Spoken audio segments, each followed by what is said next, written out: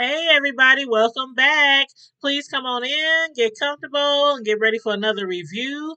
We are going to be reviewing BMF, Black Mafia Family. We are on season 1. We are on episode 3, and actually I'm running a little behind in my reviews because I had a really busy work week, and episode 4 comes out tomorrow, so I wanted to hurry up and get this episode in before the new episode come out. But yes, please make sure you like the video, share the video, subscribe to the channel if you're not already subscribed, please, and thank you very much. And as always, if you have anything to say about the show or the different characters or storylines, please make sure you put it in the comment section down below. Thank you.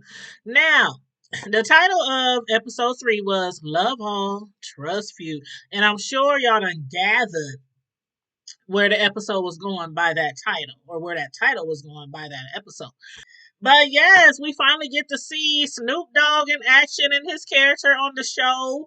At the beginning of the episode, Pastor Swift, aka Pastor Snoop Doggy Dogg, Doggy Dizzle, the family's pastor, he had paid a house call to the Flurries to pray over their son Terry. But did y'all notice how their father Charles was paying close attention to how Pastor was squeezing his wife's hand? I was like, oh Lord, please don't tell me that the wife and the pastor are sleeping together. I don't think that's the case, but I was like, oh no, it can't be. But yeah, it was really obvious, and apparent from the husband from Charles that Pastor Swift might be too kind or too touchy with the ladies at the church, and who knows where else. But anywho, Pastor Swift, who was actually, looking like Pastor Pimp, was supposed to be praying for Terry in his eye or his vision. But he should have probably been praying for the Flurries' financial situation because they're still not able to keep up with their mortgage. Charles tried to work something out with the bank, that didn't work out, and Michi had already granted them a miracle per se, why Pastor Pimp was up there preaching or, praying. But yeah, he had already granted them a miracle. And, I guess that depends on who's looking at it or which point of view, because, his parents, they wouldn't call it quite a miracle. They think it's dirty money. They always refuse to accept his dirty money. But I mean, what do you do? What do you say when there's somebody there that can help you and put you back on your feet, put you back above water? It's kind of hard to refuse dirty money. But anyway, Lucille, the mother, she didn't even know. She didn't have any idea that the mortgage had been taken care of by their oldest son, Meech. But when she did find out, she knew better than to tell her husband, than to tell Charles, because he was going to flip the script like he did. But you know what? As far as her husband, him misdirecting his anger towards her instead of Meech, I really felt bad for her. He was going off cursing, gave her the key, told her, give me back the key, let him do whatever he want, run in and out the house. I mean, I felt really bad for her because she was like in a tight spot situation. She didn't know. And how do you go to the bank and say, could you give us our mortgage payment back? Because, we don't want to pay it. Somebody else paid it. We don't want them to. Like, how do you do that? It wasn't her fault. So yeah, I felt really bad for her. But yeah, so that his family didn't get put out on the streets, Michi took care of it. But now that Charles is gone, do you think he'll return back to the house? After his dramatic exit, he was stomping around the house like a little kid, slamming doors, ran out the house. I'm out of here. But yeah, I'm not sure, what's to become of their marriage, but as far as their sons, Terry, when later hooking up with his brother Meech, he suggested that they start splitting their profits in half. Now, he did mention that before, and, he was out there, not really paying attention to his surroundings. He ended up getting shot, lost an eye, lost half of his vision. So he's like, you know what? Forget all this. I'm out here shedding my own blood in the streets, so I deserve to get half. And that's when, the producers, they also, this episode, they took us back again. They go back and forth with the past, and they took us back to the younger years when the brothers were fighting in the kitchen over food. Remind me of my little brothers when I was growing up. But yeah, Meech was being real greedy. He was eating up all the food. He done took all the hamburger, made him all these meatloaf sandwiches. and left everybody else with a little small little piece of hamburger in the refrigerator. So Terry, he was like, you gonna share half of that meatloaf sandwich with me, which Meats wasn't willing to do. So then they started, fighting. But Terry, yeah, he was trying to get up in his butt. But growing up together, they did everything together, from having each other's backs to getting in trouble together to even getting spankings together. You saw them side by side. The mom was just going back and forth, back and forth. That reminds me of my little brothers as well. But yeah, they get into everything together. So again, as far as Terry was concerned, if he's going to be out there getting shot and losing half of his vision, he deserves half of their earnings, which I think is rightfully so, especially being that they brothers and they so close. But yeah, that throwback scene that set us up for the deal. The brothers were going to make later on in the show, just like when they were kids. Terry again demanded that they split everything 50-50, but he also demanded that he be shown more respect than what he's been receiving from Meech. All the way down actually to the corner boys because he don't feel respected or that he's getting as much respect as he should be. He like, I'm a boss. I'm a king. You know what I'm saying? I'm running these streets. I deserve respect. I done got shot, lost one of my eyeballs. But yeah, but besides that, the brothers were behind on paying Pat back, for their last re-up. And even though Pat, he might be good on his threats, harming them would be bad for business because, they are the crew that makes most of the money that he receives. So therefore, Pat, he gave them a 6-day extension to pay up. If they didn't want any trouble, you got 6 days, pay me my money. So, not wanting any beef with Pat, Terry once again presented the idea of, them slinging down near the factory where they could possibly bring in more money. And at that time, Meech, he really didn't have a choice. They were strapped. They needed to get their hustle on, get their grind on, and where they was trying to sell wasn't nobody buying. And, they was pressed for money, pressed for time too. So he went ahead with the idea, and it did actually, sound like a good idea. But first, Meech decided to put B Mickey, down by the factories, just to see how much, if there was at all, how much of a demand for drugs it was in that area. Because just like any other business, legal or not, it's all about supply and demand. All about the supply and demand. And after hearing Meech, mention B Mickey, Terry was wondering why he didn't visit him at the Spitto. I almost didn't catch that. Of course, he was talking about the hospital, but I almost didn't catch that. And the other day on our Friday Night Live, the other YouTuber, Miss Sislo Newsworthy Updates, she's from D Town, from Detroit. So we was talking about this show and the real life, events, and also talking about what's his name, White Boy Rick. And that movie and everything, which some of the people associated with some of the people, you know what I mean? But she had mentioned how she loves how authentic this show is compared to other crime shows that are supposed to be about real life. So she was like, from the way they wear their hair, the little braids in the back, the little tail, the way they dress, the vehicles, the gold, the big bling, all that kind of stuff, the jewelry, the furs. She was like, I love they the way they talk. She said they slang. She said it's so Detroit. So, here in Omaha, Nebraska, we got slang like anywhere else, but I ain't never heard nobody say spittle for hospital. So yeah, immediately thought about Miss Sislo Newsworthy Updates and follow her. Check her out on her channel. But yeah, so um, he was wondering why B Mickey didn't visit him at the hospital, but is it B Mickey that he or they really need to be concerned about? If y'all remember on the other episode, Pat, he had gave Meech a warning, or maybe we could call it a lesson. But what he said was, you got to do whatever it is that you got to do to protect your shit. Because the vultures and the wolves are coming, nigga. And that's what Pat told me. Boy, if they ain't coming and you don't know which one. I mean, I was like, do we have a mole in the midst of the 50 Boys crew? I could not believe that Kato was working with Lamar. I'm like, say it ain't so. I'm up here thinking that B Mickey was going to be the one that turned on Meech and his brother, and I still don't know for sure. Still don't know for sure. But even though it seemed as if, Kato might no longer have a choice with working with Lamar because that dude is grimy. And the way he was looking at her, he locked that door behind her in that bathroom. I don't think she want to cross him. So again, it didn't look like she no longer had a choice anyway. But evidently, this good faith deal was made before Kato even started working for the brothers, and that good faith deal is, in consideration that if Kato tells Lamar all the ins and out, all the details of the brothers' organization, if she can do that, then he promises that they both will get paid. Now, I know, as far as you probably know too, that the drug game can be a doggy dog world. And in saying that, I really hope that Kato is smart enough not to put all of her trust in Lamar, because I wouldn't trust that fool as far as I could. He talking about they both gonna come up, they both gonna get paid.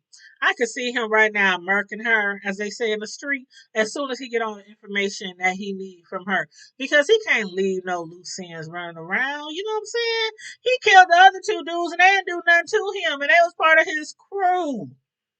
Okay, so her giving up all the information, all the tea on, the 50 boys. Mm, I don't know, y'all. Let me know how y'all feel about that. But that detective, the shady detective, Detective Bryant, he had lied to Detective Lopez about knowing J-Mo. Lopez is investigating J-Mo's murder right now, and Detective Bryant was looking at that picture like, I don't know him. I ain't never seen that man before.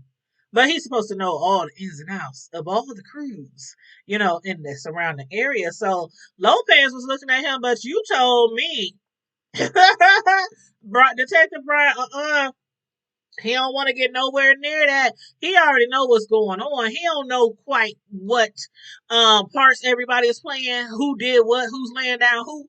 But he know there's a war that has started, okay? But yeah, Captain Ward, he also made an announcement of their new division head. Marceline Beckwith, from the Michigan State Police. She's been assigned as the new division head. So from now on, including the Flannery file, every one of their drug cases will now have to go through her. And along with Marceline Beckwith also comes the beginning of Drano, which is the downriver area narcotics operation. Besides Detective Bryant, the entire department is attempting to dismantle all of the drug organizations in the area. The Flannery brothers got wind of it though, thanks to Detective Bryant, tipping them off. He's like, I'm just letting y'all know. I'm just letting y'all know there's a new unit out there. And they like, wait a minute, you supposed to have her back. He said, I'm just giving you a tip. That's about all I can do right now. So we don't know if he's going to be able to help them in the future, to keep on, doing what they're doing down, slanging and banging and, all that stuff in the streets. But in the meantime, in the between time, the 50 boys have found a big demand for their product and a lot of new customers over by the factory almost immediately, with the use of Fonzo's food truck, business was booming once again. And then, you know what? It always amazes me how quickly entrepreneurs will risk their livelihood to allow drug dealers to run their drugs through their business. For Fonzo, though, getting Meeks to pay for his $500 food truck permit. He really needed that food truck permit. He was only one part outside of the gate, outside of the parking lot of the factory, while the other food trucks was parked close to the factory. So, meeting him offered, to get him his truck permit. Then, plus being offered all that money on a weekly basis. That was a really good deal to him. That was such a good deal to Fonzo that even that apology that he first wanted from Terry was no longer needed. Terry was like, F you. He put that stack of money in his hand and said, F you. I ain't apologize for shit. And turned around and walked out of that truck. But by the end of the episode, business for the brothers was running pretty smooth again. They were able to pay off Pat, who Meeks had caught getting high on his own supply. And we know that is definitely not a good look, nor good for your business to be getting high. Come on now, Rule number one in the drug game: never get high off of your own supply. But what's next? What's next? J Mo and Female is they're now out of the way, thanks to D Mickey killing J Mo, Lamar, basically beating female to like within an inch of his life. He must have dog walked and monkey stopped that boy something terrible. Then threw him in a dumpster. I just knew he was dead. I just knew he was dead. But that leaves basically Lamar able to put his crew back to where it once was, before he got locked up. So does that also mean that the 50 Boys has got to relocate from their area around, near 12th Street? And if that is the case, neither Meech nor Terry are even sure that J-Mo was the one that shot Terry. And Terry, I think he really has a hunch that Lamar could have, been behind the shooting. Been behind his shooting, that left him with one eye, and also been behind, female getting beat up and put in and landing in the hospital. Then Lamar, we saw him show up at the hospital and threaten to finish him off like, female, please leave town. Just skip town because that Lamar, man, I thought he was gonna kill him for sure up in that hospital. I just knew he was about to start pulling out the plugs and smother him with the pillow, but he did enough. He put that boy in pain. Well, he's already in pain, but he didn't help squeezing all on his face and on his jaw and everything and messing with his leg. But yeah, he didn't help. So female, he probably will leave town. But what do y'all think? Do you think he'll leave town? Do you think he'll leave town and try to come back for some revenge? Or do you think he'll just be like, I ain't going nowhere. This my town. This my hood. This my life. You ain't running me off the streets. I don't know, but the way he was looking at Lamar, like basically with his eyes, just begging him, please, please, just let me alone. Leave me alone. Leave me alone. But yeah, and also Lamar, at least for right now, he seems to be back in good with Mo. Who, even though she told him last week that Zoe was not his daughter, I was like, in my best Maury voice, Mo told him, "You are not the father. You are not the father." And he still came back. I don't know if that's his daughter or not.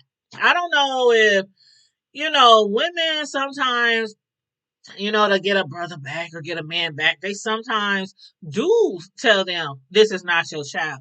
And it might really be their child, but they just don't want nothing to do with them, or they trying to really hurt their feelings and make the man think that they stepped out on them. So for right now, I don't know if that's his daughter or not, but he still wants to be in a relationship with Mo, and he also wants to have a relationship with his daughter. So if that is his daughter, I'm really glad that he is trying to, have a relationship with his daughter. But other than that, I can't get him I can't say nothing else positive about that man. I do not like him. Okay. But yeah, despite that, hopefully Meech, he wasn't doing too much pillow talk with Mo either, because it already looks like what's her name? Kato is in cahoots with Lamar.